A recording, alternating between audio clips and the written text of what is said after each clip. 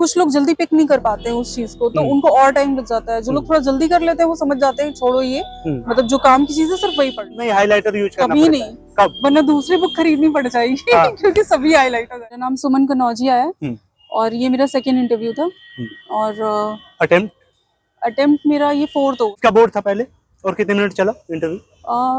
I think एक ही doctor एक ही वर्मा कोई सर हैं शायद, उनका था बोर्ड। अच्छा था। कितने मिनट के आसपास चला?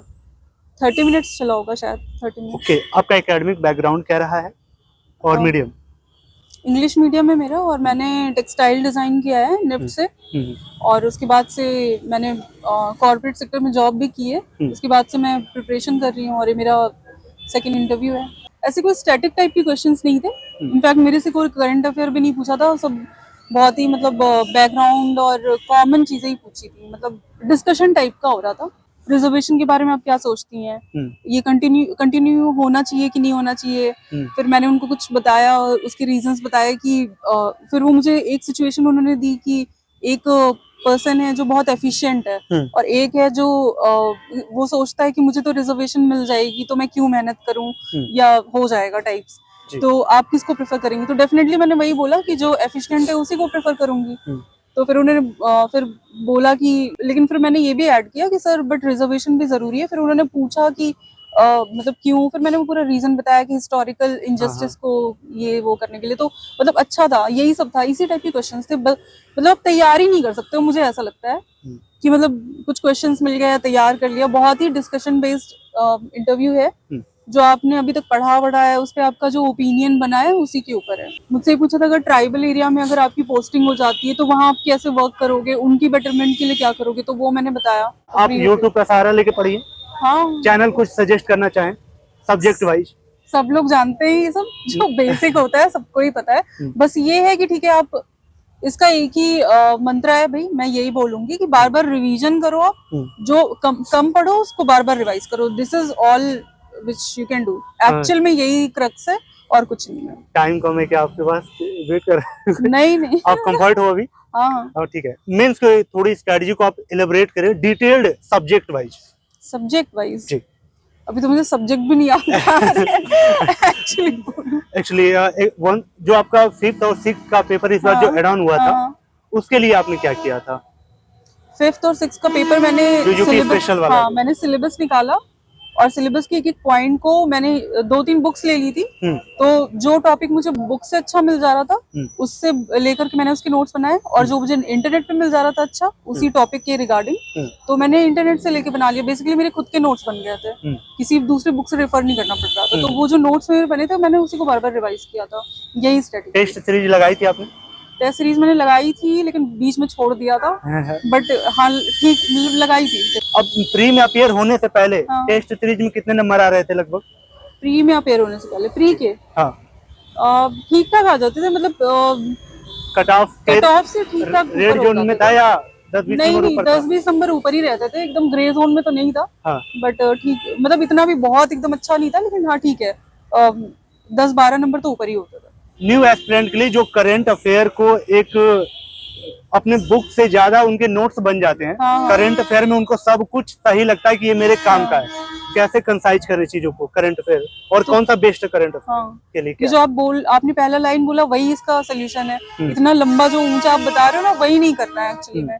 एक कोई बुक ले लीजिए, 1 या 2, जैसे ये घटना चक्र की भी बहुत अच्छी होती है। अब पीसीएस की अगर हम बात करें करंट अफेयर की, यूपीएससी के लिए करेंगे तब तो डिफरेंट स्ट्रेटेजी हो जाती है करंट अफेयर की, उसमें थोड़ा डिटेल्ड पढ़ना पड़ता है आपको।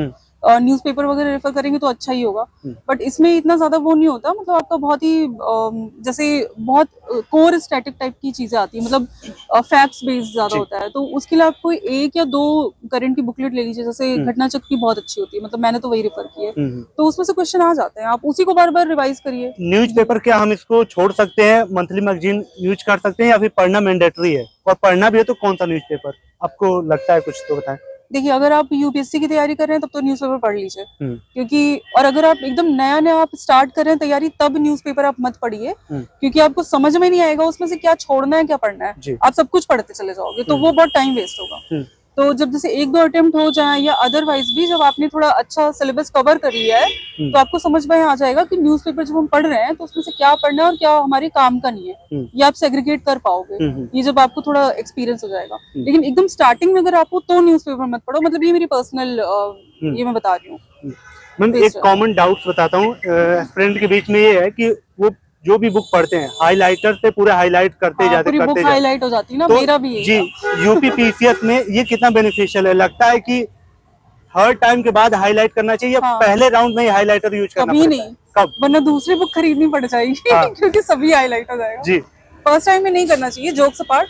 पहली बार में तो आप जैसे कोई स्टोरी बुक पढ़ रहे हो आप, तो स्टोरी बुक की तरह पढ़ लो उसको, ठीक है, समझने के तौर पे। सेकंड रीडिंग भी कर लो, तब थोड़ा थोड़ा समझ में आने लगेगा। एक चीज और कर सकते हो आप, प्रीवियस ईयर क्वेश्चंस भी करो साथ में जी, तो आप रिलेट कर पाओगे कि भाई इस बुक में क्या इंपॉर्टेंट है क्या नहीं इंपॉर्टेंट है, जो इम्पोर्टेंट। और तीसरी रीडिंग जब आप करोगे तो खुद ही समझ में आ जाएगा हाईलाइट क्या करना है। जो लड़कियां घर से आपको देख रही हैं और वो फीस अफोर्ड नहीं कर सकती एक अच्छे कोचिंग की, क्या मैसेज है, कैसे अपने तैयारी को डिजाइन कर सकती हैं वो? देखिए पहले तो मतलब मैं ये बोलूंगी कोचिंग इतनी कोई बहुत जरूरी नहीं होती है, लेकिन अगर कोचिंग कर सकते हो तो कर लो, क्योंकि ऐसा होता है ना कोचिंग से टाइम बच जाता है आपका। आपको स्ट्रीमलाइन करा देते हैं कि ठीक है ये पढ़ो ये नहीं पढ़ो। अगर आप खुद से पढ़ते हो तो कई बार कंफ्यूज हो जाते हो क्या पढ़ना है क्या छोड़ देना है, तो उसमें थोड़ा टाइम बर्बाद हो जाता है, मतलब काफी टाइम लग जाता है। अब कुछ लोग जल्दी पिक नहीं कर पाते हैं उस चीज को, तो उनको और टाइम लग जाता है। जो लोग थोड़ा जल्दी कर लेते हैं वो समझ जाते हैं छोड़ो ये, मतलब जो काम की चीज है सिर्फ वही पढ़ लो, है ना। तो उस सेंस में तो कोचिंग जरूरी होती है। अगर आप ये कर पा रहे हो कि समझ पा रहे हो कि क्या नहीं पढ़ना है और क्या पढ़ना है, तो कोचिंग मत करो, ठीक है। और आपको समझ में आ रहा है क्या पढ़ना है, तो बस उन्हीं चीजों को बार बार रिवाइज करो, पढ़ो, क्वेश्चंस को प्रैक्टिस करो। और बहुत से लोग हैं जो बिना कोचिंग के ही निकाले, मोस्टली मुझे तो यही लगता है जो टॉपर्स होते हैं बोलते हैं कोई कोचिंग ही नहीं किया है। तो कोचिंग मुझे लगता है, मतलब पर्सनली मुझे तो जरूरत नहीं पड़ी है कोचिंग की, और लोगों का तो मैं नहीं बता पाऊंगी। इंटरव्यू हॉल में जो आपकी पर्सनालिटी को चेक किया जाता है, आपके डिसीजन मेकिंग को चेक किया जाता है, आपके थॉट्स को चेक किया जाता है, तो ड्यूरिंग प्रिपरेशन इन सब एक्स्ट्रा एक्टिविटीज को कैसे डेवलप किया जा सकता है और आपने इसमें काम कैसे किया?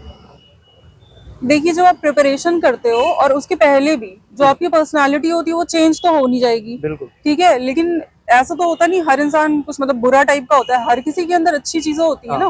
तो जब आप प्रिपरेशन कर रहे होते हो तो उन्हीं अच्छी चीजों को थोड़ा आप और बढ़ा सकते हो, मतलब उनको क्या कहते हैं थोड़ा सा और टाइम दे सकते हो। फॉर एग्जाम्पल कोई सिंगिंग करता है, थोड़ा सा सिंगिंग विंगिंग गाने वाने सुन लो या जो भी है, थोड़ा सा हॉबी टाइप का डेवलप कर सकते हो। तो वही फिर पर्सनालिटी में भी आपकी झलकने लगता है कि हाँ थोड़ी एक्स्ट्रा कैरिकुलर एक्टिविटी भी इंसान करता है तो वो आपकी पर्सनालिटी में आ जाता है। अगर आपकी पर्सनालिटी में मैनिपुलेशन वाली टाइप की चीजें हो या स्ट्रेट फॉरवर्ड हो तो यहाँ दिक्कत होता है इंटरव्यू हॉल में? नहीं, बिल्कुल नहीं। इनफैक्ट मुझे तो लगता है कि अगर आप स्ट्रेट फॉरवर्ड हो तो वो इनफैक्ट उनको सही लगता होगा कि ये मैनिपुलेट नहीं कर रहा है। कई बार बोलते हैं ना इंटरव्यू में आप थोड़ा सा सोच समझ के बोलो, मुझे लगता है आप अपने सेल्फ होकर के बोलो, जैसे आप हो वो बोलो, लेकिन इसका ये भी मतलब नहीं है कि आप उल्टी सीधी चीजें बोलने लगो जो सोसाइटी के लिए सही नहीं है।